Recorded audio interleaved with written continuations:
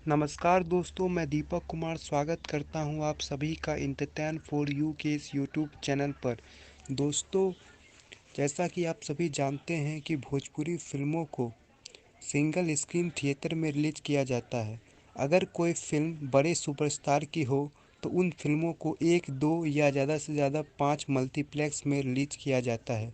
लेकिन आज के इस वीडियो में हम बात करने वाले हैं भोजपुरी की एक ऐसी फिल्म की जिसे एक दो नहीं बल्कि 40 मल्टीप्लेक्स में रिलीज किया गया था और उस फिल्म का नाम था संघर्ष।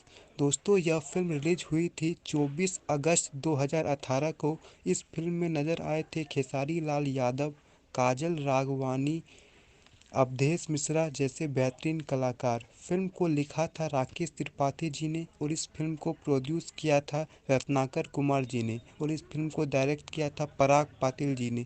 फिल्म काफ़ी बेहतरीन थी और फिल्म में एक बेहतरीन मुद्दा दिखाया गया था जो था बेटी बचाओ बेटी पढ़ाओ। फिल्म काफ़ी शानदार थी और ये फिल्म दर्शकों को काफ़ी ज़्यादा पसंद आई थी और बॉक्स ऑफिस पर भी बिगेस्ट ब्लॉकबस्टर साबित हुई थी।